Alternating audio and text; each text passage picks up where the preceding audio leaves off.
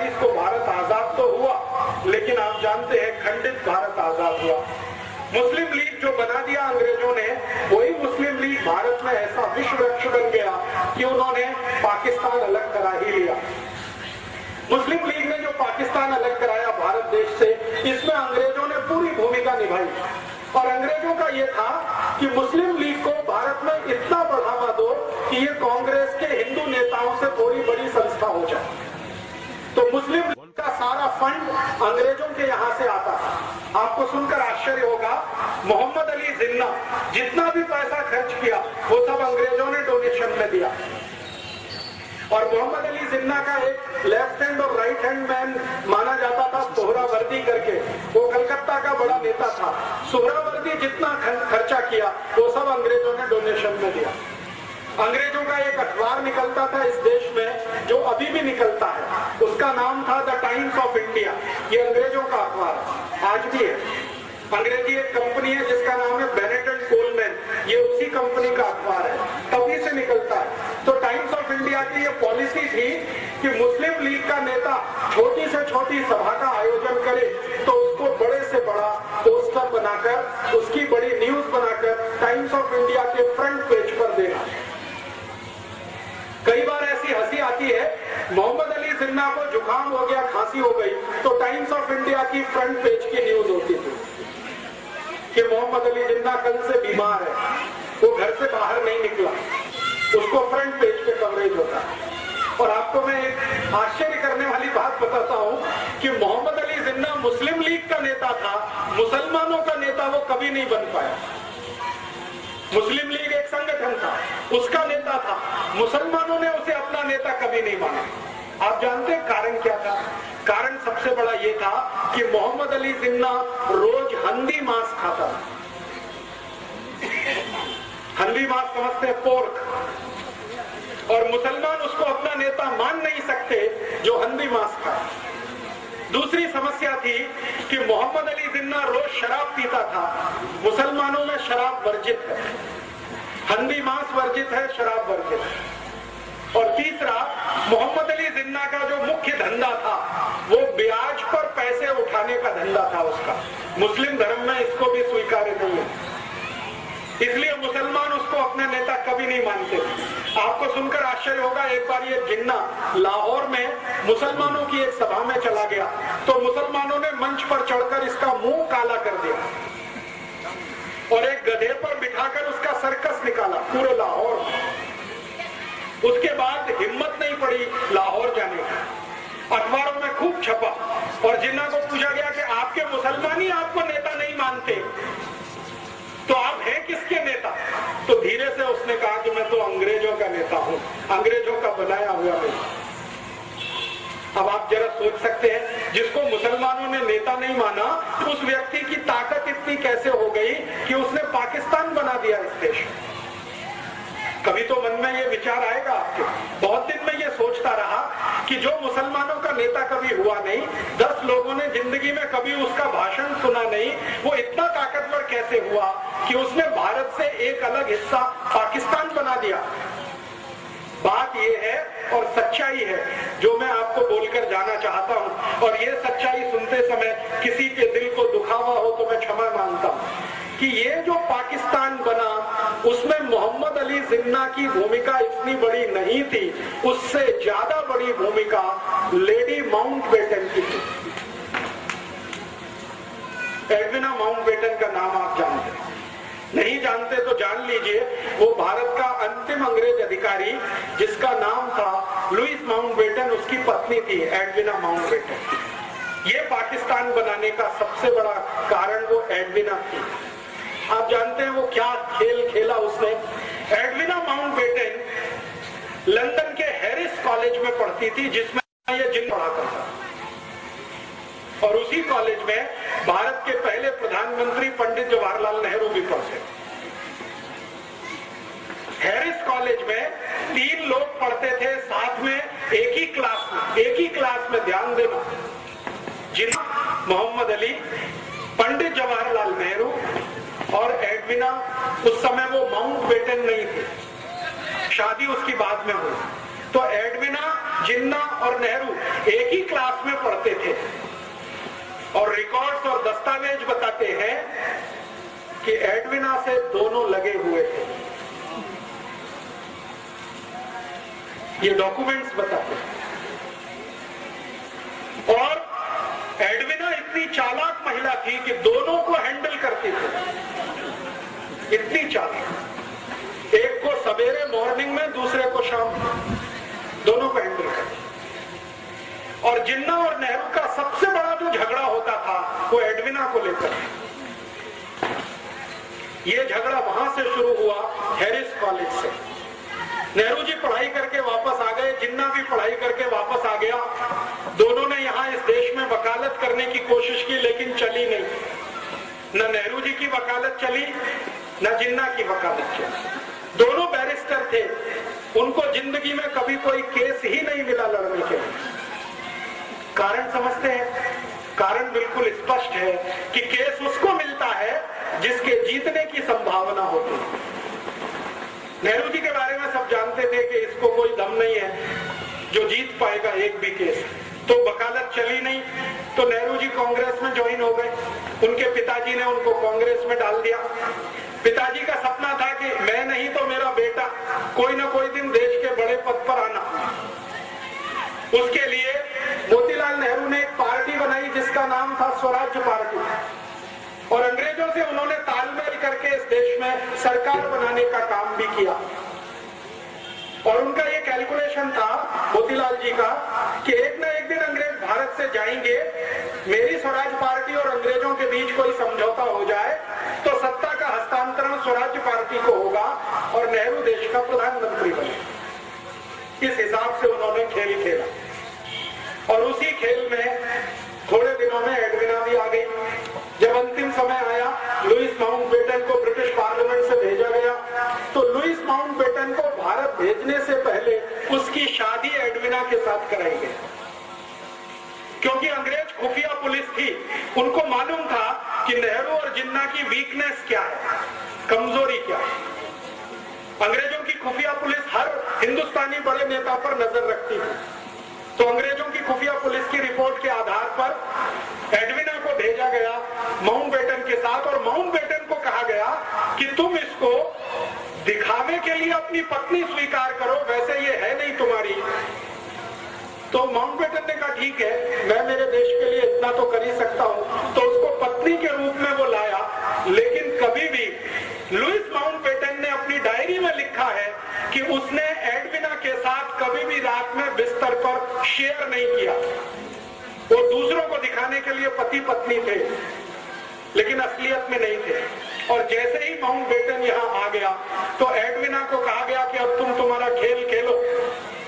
तो एडविना ने एक दिन नेहरू को बुलाया और अगले दिन जिन्ना को बुलाया और कहा कि ठीक है, हम लंदन में जो किया करते थे वो यहाँ भी हो सकता।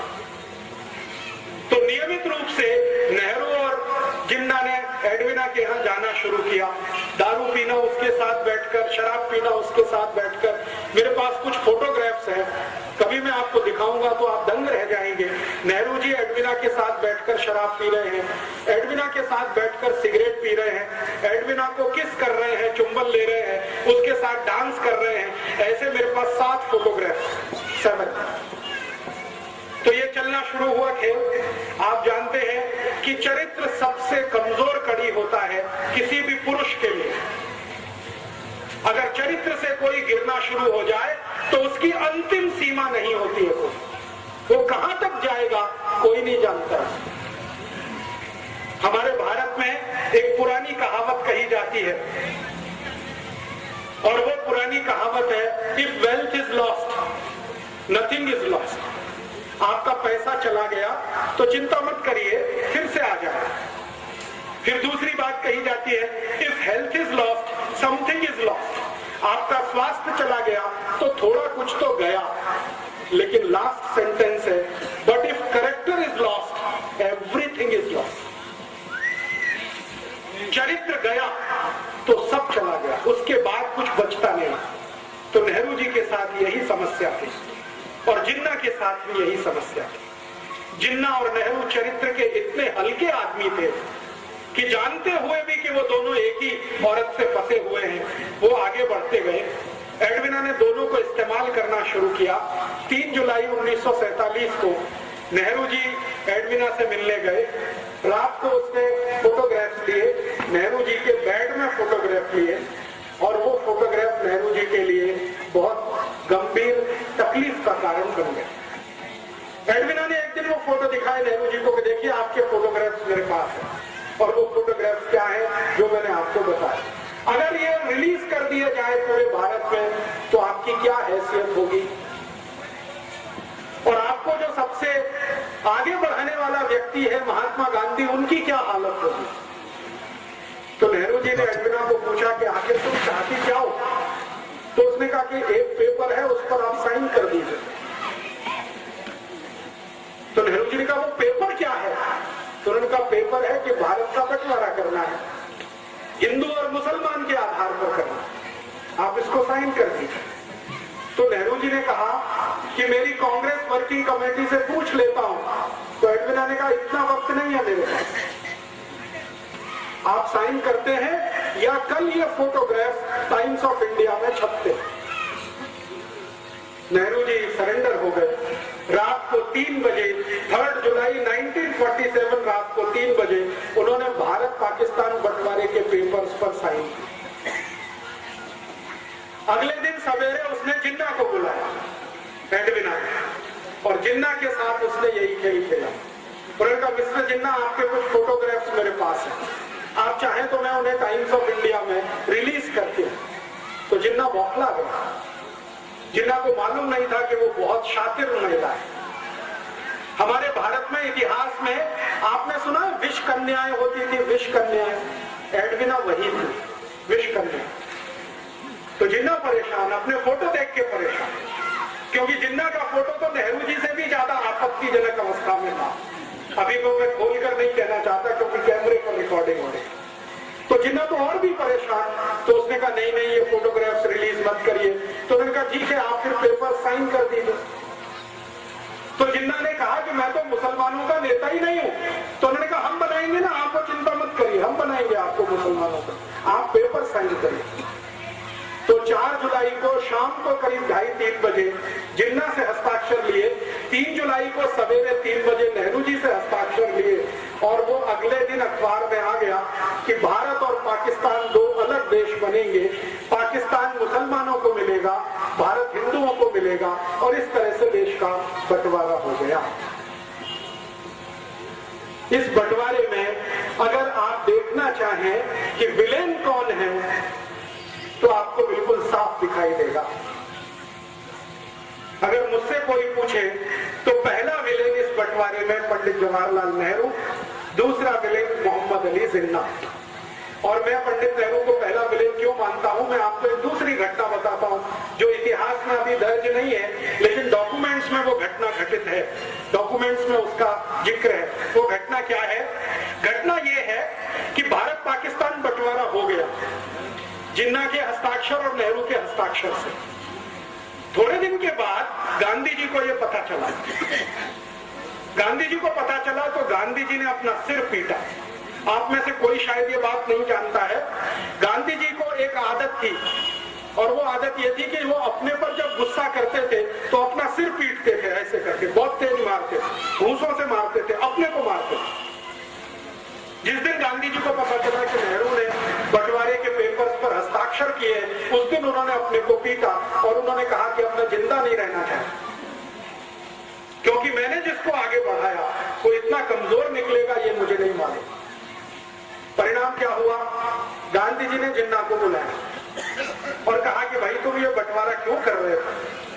तो जिन्ना ने कहा बापू मैंने हस्ताक्षर कर दिए हैं, लेकिन आप मुझे एक वचन दो तो मैं मेरा एक एफिडेविट लगाने को तैयार हूं, और एडविना ने मेरे साथ जो ब्लैकमेलिंग किया है वो सबको बताने को तैयार हूं। गांधी जी ने पूछा क्या?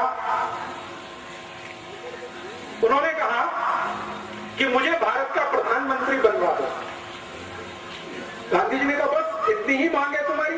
उन्होंने कहा हाँ, मुझे प्रधानमंत्री बनवा दो, मुझे पाकिस्तान नहीं चाहिए। तो गांधी जी ने कहा ठीक है मैं विचार करूंगा तुम्हारी मांग। अगले दिन नेहरू को बुलाया और नेहरू से कहा कि देखो जिन्ना तैयार है, वो एफिडेविट देना चाहता है, एडविना ने कुछ ब्लैकमेलिंग किया है, वो पूरे देश को बताना चाहता है, उसकी एक ही शर्त है कि भारत का प्रधानमंत्री उसे होना। बोलो। तो नेहरू जी ने कहा कि बापू, जिन्ना को भारत का प्रधानमंत्री तो क्या, मैं मेरे ऑफिस का चपरासी नहीं बना सकता, कारकुन नहीं बना सकता। तो गांधी जी ने कहा तुमको जिन्ना से इतनी दुश्मनी क्यों है? तुम दोनों साथ साथ पढ़े लंदन में हैरिस कॉलेज में, तुमको स्कॉलरशिप मिली, जिन्ना को स्कॉलरशिप मिली, साथ में जिस स्कूल में तुम पढ़े, साथ में रहे 15 साल, और तुम में दोस्ती इतनी ज्यादा थी, अब ये दुश्मनी इतनी क्यों? तो नेहरू जी ने असलियत नहीं बताई। जिन्ना और नेहरू जी की जो दुश्मनी थी उसका कारण था एडविना, और कोई दूसरा कारण नहीं था। गांधी जी को बताया नहीं। नेहरू जी ने कहा कि मैं तो प्रधानमंत्री तो क्या चपरासी नहीं बना सकता। तो गांधी जी ने कहा कि फिर क्या होगा, देश का बंटवारा। तो उन्होंने कहा कि ठीक है, बंटवारा हो जाए, मुझे उसमें कोई आपत्ति नहीं। तो गांधी जी ने कहा कांग्रेस तो तैयार नहीं है इसके लिए। तो उन्होंने कहा ठीक है, कांग्रेस थोड़े दिन में तैयार हो जाएगी। ऐसे करके गांधी जी और नेहरू जी का वार्तालाप पूरा हुआ। फिर गांधी जी ने कांग्रेस वर्किंग कमेटी की मीटिंग बुलाई। 15 उसमें सदस्य थे। उन 15 सदस्यों के सामने गांधी जी ने कहा कि भारत आजाद होगा, लेकिन दुख है कि बंटवारे के साथ कौन प्रधानमंत्री बने। तो गांधी जी ने एक फॉर्मूला दिया कि कांग्रेस वर्किंग कमेटी जिसको अपना अध्यक्ष चुनेगी वो भारत का प्रधानमंत्री होगा। तो वोट डालने का काम किया गया। कांग्रेस वर्किंग कमेटी में वोट डाला, 15 लोगों ने वोट डाला, तो 13 लोगों का वोट सरदार वल्लभ भाई पटेल के पक्ष में गया। 13 लोग। एक वोट पंडित जवाहरलाल नेहरू के पक्ष में गया और एक व्यक्ति कांग्रेस वर्किंग कमेटी में एब्सेंट हो गया, वो वोट डालने नहीं आया। और जो व्यक्ति एब्सेंट था वो अनुग्रह नारायण सिन्हा नाम के एक व्यक्ति थे, पटना से थे, बिहार से, वो एब्सेंट हो गए। तो एक वोट नेहरू को, 13 वोट पटेल को।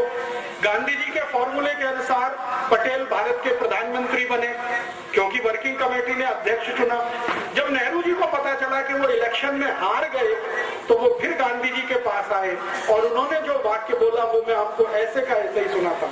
उन्होंने कहा बापू, अगर मैं भारत का प्रधानमंत्री नहीं बना तो कांग्रेस को तोड़ दूंगा, और टूटी हुई कांग्रेस से अंग्रेजों का समझौता होगा और पावर ट्रांसफर मुझे होगी, क्योंकि अंग्रेजों ने पहले से ये तय किया हुआ। और ये बात सही है। ब्रिटिश पार्लियामेंट में ये तय हो गया था कि भारत में कभी सत्ता का हस्तांतरण करना पड़े तो नेहरू के हाथ में ही सत्ता देनी है। क्यों? क्योंकि विंस्टन चर्चिल और क्लेमेंट आर एटली, जो दो बड़े लीडर थे उस समय इंग्लैंड के, एटली प्राइम मिनिस्टर था, Churchill leader of the opposition था, दोनों का ये मानना था कि ये नेहरू अपना ही आदमी है, शरीर से देखने में हिंदुस्तानी है, आत्मा इसकी अंग्रेजों वाली है, इसको सत्ता दे दो तो भारत हमारे ही कब्जे में रहेगा, ऐसा मान लो। तो ब्रिटिश पार्लियामेंट ने प्रस्ताव कर दिया था। नेहरू जी को उसकी जानकारी हो गई थी। नेहरू जी ने इस पर गांधी जी को ब्लैकमेल किया और कहा कि मैं अगर सत्ता में नहीं आया तो कांग्रेस को तोड़ूंगा। और अंग्रेजों ने घोषणा की थी कि कांग्रेस अगर टूट भी गई तो नेहरू वाली कांग्रेस को वो पावर ट्रांसफर करके भारत से चले जाएंगे। तब गांधी जी ने सरदार पटेल को बुलाया और कहा कि अब क्या करना है। तो सरदार पटेल ने कहा कि देश का एक बंटवारा और हो, ये मुझे मंजूर नहीं है, मैं मेरा वापस लेता हूं, आप नेहरू को प्रधानमंत्री पद की शपथ करवाइए। तो गांधी जी ने कहा कि मैं प्रधानमंत्री पद की शपथ उसको नहीं करा सकता, क्योंकि मेरा दिल अब उससे हट गया है। ये जरूर है कि तुम मंत्रिमंडल में आ जाओ, डिप्टी प्राइम मिनिस्टर की पोस्ट पे रहो, ताकि नेहरू के ऊपर कंट्रोल रहे, और मैं तो जाऊंगा नहीं ऐसे किसी समारोह में जहां नेहरू को प्रधानमंत्री पद की शपथ दिलाई जाएगी। और आप जानते हैं कि 15 अगस्त 47 को जब शपथ ग्रहण समारोह हुआ, गांधी जी उसमें नहीं गए। गांधी जी नहीं गए। गांधी जी उस समय बंगाल के एक गांव में थे, नोआखाली में। ये गांव अभी बांग्लादेश में चला गया। तो नोआखाली के गांव में गांधी जी थे, करीब करीब दिल्ली से ये 1700 किलोमीटर दूर है नोआखाली। गांधी जी दिल्ली में नहीं थे, ट्रांसफर ऑफ पावर हुआ है।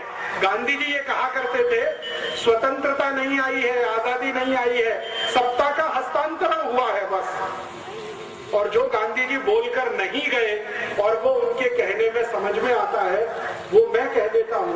गांधी जी ये मानते थे कि गोरे अंग्रेजों की सत्ता किसी काले अंग्रेज के हाथ में आई, इसलिए वो सत्ता के समारोह में शामिल नहीं हुए।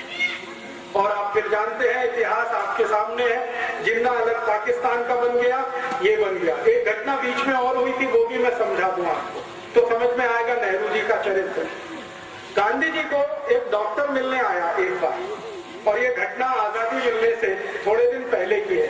गांधी जी कलकत्ता के पास नोआखाली में थे, एक डॉक्टर आया। वो डॉक्टर ने गांधी जी को परिचय दिया कि मैं मोहम्मद अली जिन्ना का पर्सनल फिजिशियन हूं। एक ईरानी व्यक्ति था, कोई नाम मैं भूल गया हूं, रिकॉर्ड्स में है। उसने गांधी जी को कहा कि मैं मोहम्मद अली जिन्ना का पर्सनल फिजिशियन हूं, आपसे अकेले में बात करना चाहता हूं। तो गांधी जी ने कहा क्या बात करना चाहते हो? तो उन्होंने कहा अकेले में, सबके सामने नहीं। तो गांधी जी उसको कमरे में लेके गए। अंदर जो बातचीत गांधी जी ने की, उन्होंने कहा कि देखो मेरी एक संकल्प है। गांधी जी ने डॉक्टर को कहा कि मेरी बातचीत में कोई तीसरा जरूर रहता है जो उसको नोट करता है, लिखता है। मैंने आपको क्या कहा, आपने मुझे क्या कहा? तो उन्होंने कहा वो कौन व्यक्ति है? उन्होंने कहा मेरा सेक्रेटरी प्यारेलाल, वो भी यहाँ रहेगा। तो डॉक्टर ने कहा ठीक है, उससे मुझे कोई बांधा नहीं, माने तकलीफ नहीं, आप बुला लो। तो प्यारेलाल जी को बुलाया और गांधी जी ने कहा कि मैं और ये बात करेंगे, एक एक शब्द लिखना। प्यारेलाल जी बहुत फास्ट लिखते थे, शॉर्ट हैंड में लिखते थे, बाद में उसका ट्रांसक्रिप्शन करते। तो डॉक्टर ने जो बताया गांधी जी को, गांधी जी परेशान हो गए वो सुन के। उन्होंने कहा कि मोहम्मद अली जिन्ना का मैं डॉक्टर हूं और ये जिन्ना बहुत जल्दी मरने वाला है। गांधी जी ने पूछा क्यों? तो उन्होंने कहा इसको बोन टीबी है, इसकी रीढ़ की हड्डी पूरी गल चुकी है, इसका नर्वस सिस्टम ज्यादा दिन काम नहीं करेगा। तो गांधी जी ने कहा कितने दिन जिंदा रहेगा? तो डॉक्टर ने कहा हो सकता है 2-3 महीने भी जिंदा ना रहे। तो डॉक्टर को पूछा गांधी जी ने आप क्या चाहते हैं? तो उन्होंने कहा मेरी एक इच्छा है कि आप किसी तरह नेहरू को समझा लो, 2-3 महीने ये जिंदा रहेगा, इसको भारत का प्रधानमंत्री बना दो, देश का बंटवारा तो नहीं होगा। तो गांधी जी ने कहा कि तुम्हारी बात में अगर सच्चाई है तो मैं जरूर प्रयास करूंगा। फिर उन्होंने नेहरू को बुलाया और कहा देखो नेहरू, ये मरने वाला है जिन्ना, ज्यादा दिन जिंदा नहीं रहेगा, इसको बोन टीबी हो गई है, इसका डॉक्टर कहता है कि 2-3 महीने से ज्यादा जिंदा नहीं रहेगा, तुम क्यों अड़े हुए हो? इसको प्रधानमंत्री बन जाने दो, 2-3 महीने के बाद तुम बन जाना, देश तो एक रहेगा। तब नेहरू ने फिर वही बात कही कि मैं जिन्ना को मेरे ऑफिस का चपरासी नहीं बना सकता, प्रधानमंत्री कैसे बनने दूं? तो नेहरू की जिद और जिन्ना का ब्लैकमेलिंग, ये दोनों मिलकर भारत का बंटवारा कर गए और इसमें भारत टूटा। भारत और पाकिस्तान दो अलग देश बने, किसी सिद्धांत के आधार पर नहीं, कोई विचार के आधार पर नहीं, सिर्फ प्रधानमंत्री पद की कुर्सी के कारण। और मैं अभी सब लोगों को ये बोलता हूं कि नेहरू जी तो स्वर्गवासी हो गए 1964 में, लेकिन उनकी आत्मा अब भारत के उन सब नेताओं में प्रवेश कर चुकी है जो कुर्सी के लिए कुछ भी करने को तैयार। वो तो मर गए 27 मई 1964 को। और आप में से शायद कोई जानता है या नहीं, नेहरू जी की मृत्यु बहुत ही दुखद थी। उनको सबसे खराब वो बीमारी हुई थी जिसको सेक्सुअल ट्रांसमिटेड डिसीज कहा जाता है, STD, आज का एड्स कह सकते हैं। STD उनको था और उनकी मृत्यु के समय जिस डॉक्टर ने उनको एग्जामिन किया था वो बताता है कि नेहरू जी का शरीर सड़ गया, कीड़े पड़ गए थे। बहुत दुखद मृत्यु थी। नेहरू जी की मृत्यु के समय उनके परिवार की जो महिला उनके साथ में थी, उसकी लिखी हुई डायरी में ये है कि नेहरू जी के अंग सड़ गए थे, शरीर के कीड़े पड़ गए थे उसमें।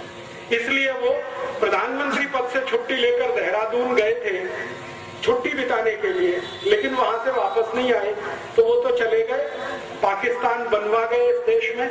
जिन्ना का क्या हुआ, भारत पाकिस्तान जैसे ही अलग हुए उसके लगभग 7वें महीने में जिन्ना मर गया। बंटवारा हो गया 14 अगस्त 1947 और इसके ठीक 7वें महीने में जिन्ना मर गया। तो उधर पाकिस्तान जिसने बनाया वो पाकिस्तान का मजा नहीं ले पाया कभी, और पाकिस्तान जिनके लिए बनाया वो पाकिस्तान कभी गए नहीं। आप जानते हैं पाकिस्तान बनाने का जो सबसे बड़ा लॉजिक था वो ये कि भारत में रहने वाले मुसलमान वहां जाएंगे और उनके लिए पाकिस्तान बनेगा। वो यहां से गए नहीं, वो यहां है, शिया हो चाहे सुन्नी हो, वो भारत में ही है, वो पाकिस्तान गए नहीं। और जिन्होंने कभी पाकिस्तान मांगा नहीं उनके सिर पर यह पाकिस्तान थोप दिया गया। वो अफगानिस्तान की सीमा पर रहने वाले जो बलूची लोग हैं ना, उनके ऊपर जबरदस्ती ये थोप दिया। आज पाकिस्तान क्या है आप जानते हैं, सारा का सारा पाकिस्तान ऐसी समस्याओं से घिरा हुआ है जो उसके जन्म से शुरू हुई, और जन्म से जो समस्या शुरू हुई जिन्ना के द्वारा, उसी का दुष्परिणाम है कि आज तक उस देश में कभी लोकतंत्र नहीं रह पाया, प्रजातंत्र नहीं रह पाया, हमेशा किसी सैनिक ने उसका शासन किया। और आज भी आप जानते हैं परवेज मुशर्रफ उन्हीं सैनिकों का रूप है जो जिन्ना के द्वारा पल्लवित और पोषित हुए। लेकिन भारत को एक बड़ा नासूर दे गए, और वो नासूर ये भारत के 3 विलेन, एक जिन्ना, नेहरू और एडविना, ये 3 विलेन को मैं मानता हूं भारत के बंटवारे के लिए जिम्मेदार।